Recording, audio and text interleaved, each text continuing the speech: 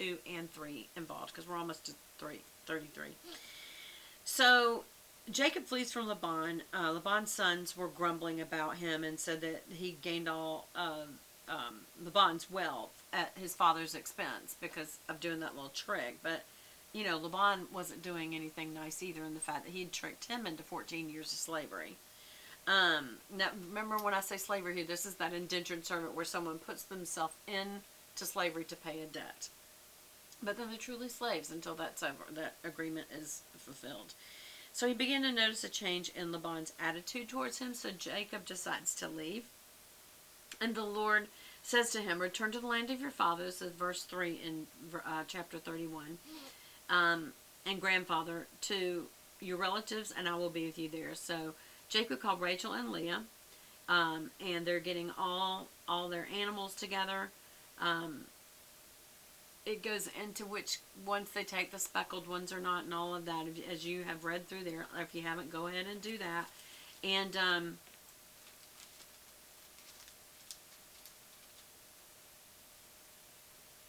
God comes to Jacob, and he says, Jacob, and Jacob says, yes, here I am. There's that immediate, here I am response, which is the right way for us to respond to God. And the angel said, so it's an angel of God who's speaking on God's behalf here.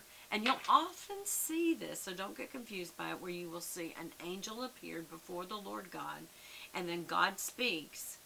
Don't think that God is an angel because there is angels around God that apparently precede him. It's almost like, I don't know, when you're the president and someone, you go to a ballroom and they say the president and his wife, and someone precedes you to say who you are. It's a royalty. It's a authority. So don't be confused though that angel is God. There's a big difference, and there's cults that believe that. So don't get confused about that. So the angel looked up and said, look up and you will see only the streaked and speckled males are mating with the females of your flock, for I have seen how Laban has treated you, and I'm the God who appeared to you at Bethel. Remember, he appeared to him, the place where you anointed the pillar and you made your vow to me. Now get up and leave this country and return to the land of your birth. So he's literally taking him by the hand and getting him out of there. So Rachel and Leah responded, that's fine with us. We won't inherit any of our father's wealth anyway. I think that is so funny that line was added in the Bible, because that wasn't a modern day response. This was an ancient response. That was verse 14.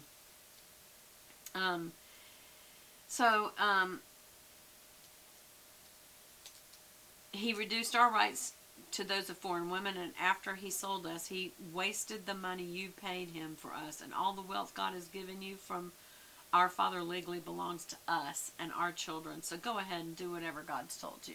I think that is one of the most interesting transactions I've ever read in the Bible. And I remember I probably have read it before, but still. So Jacob put his wives and children on camels,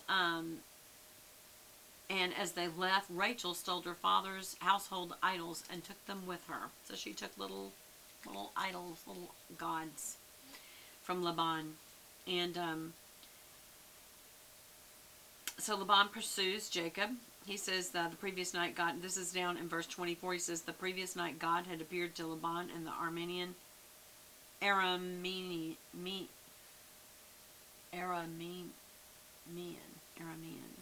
in the dream and told him, I'm warning you, leave Jacob alone. So God is warning Laban to leave Jacob alone.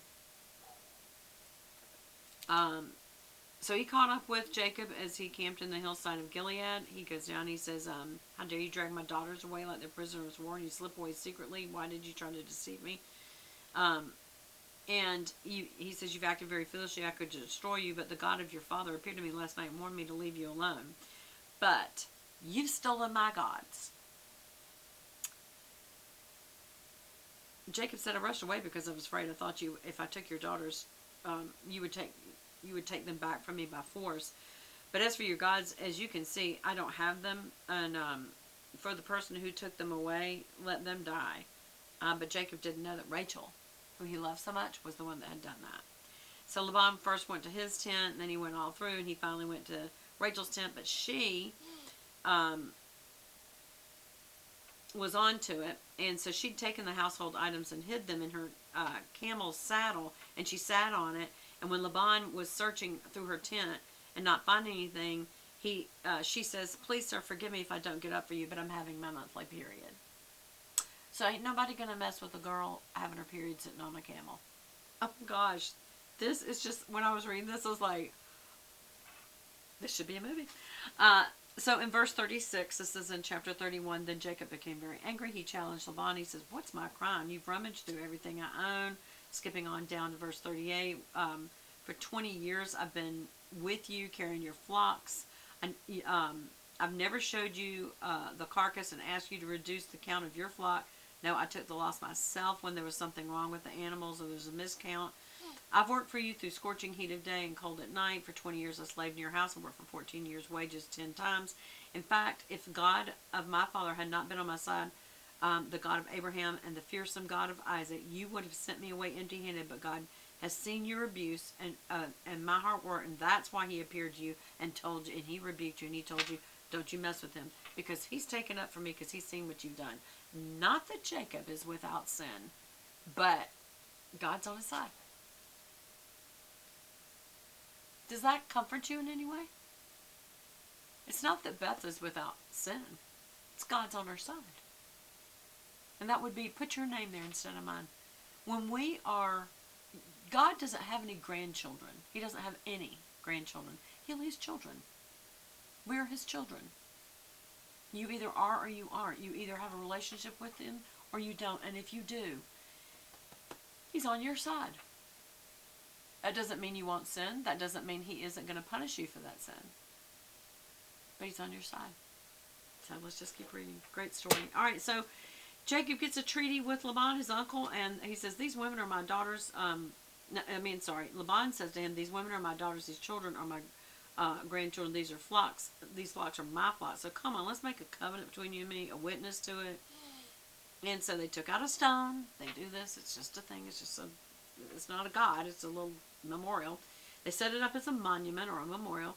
And he says, gather me some stones. So he sat down a pile of stones to eat their covenant meal. Here's the covenant meal again. So that's what they do. And it goes on to talk about it still exists today. If you mistreat my daughters or marry any other wives, God will see to it that no one else does. He is a witness to this covenant between us. And so they make this covenant and everything's fine between them now. So in chapter 32 is Jacob, we're going to 33, as Jacob started on his way, the angels of God came to meet him.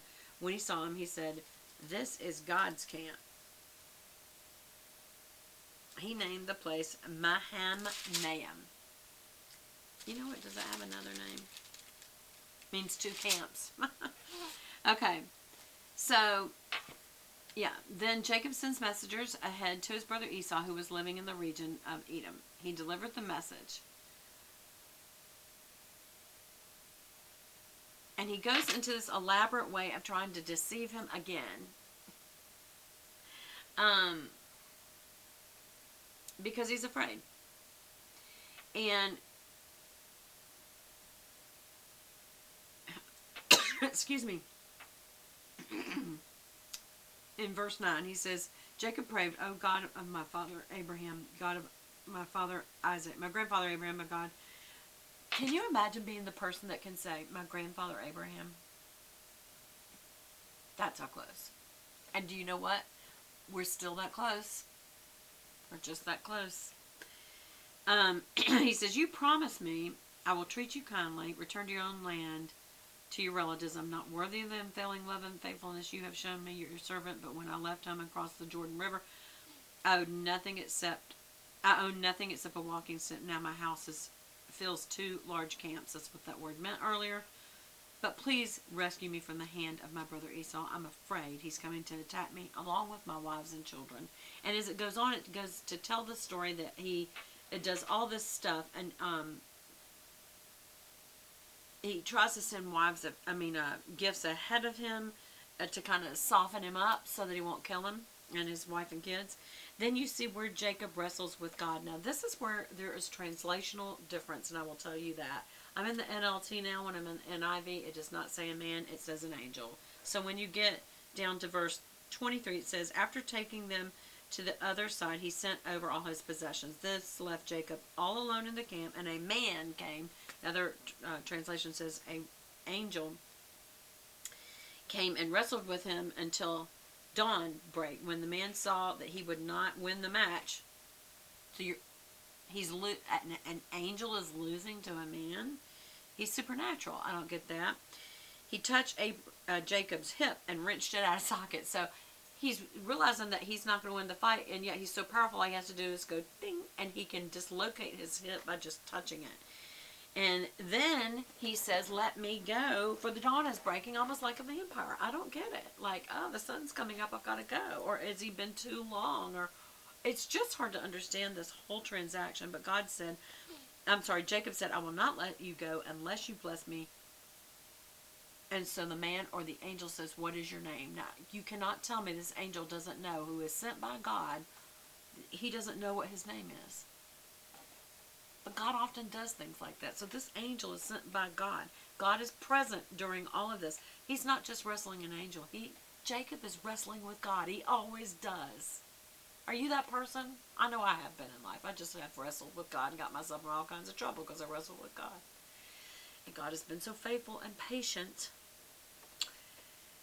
He replies, Jacob, your name will no longer be Jacob. The man told him, from now on you will be called Israel. There it is. Because you have fought with God. It's like, wait, I thought you was wrestling with an angel or a man. You just said he's wrestling with God. It's like, that's who he's really wrestling with, yeah. And with men, and have won. Wait. You don't fight against God and win. God wins.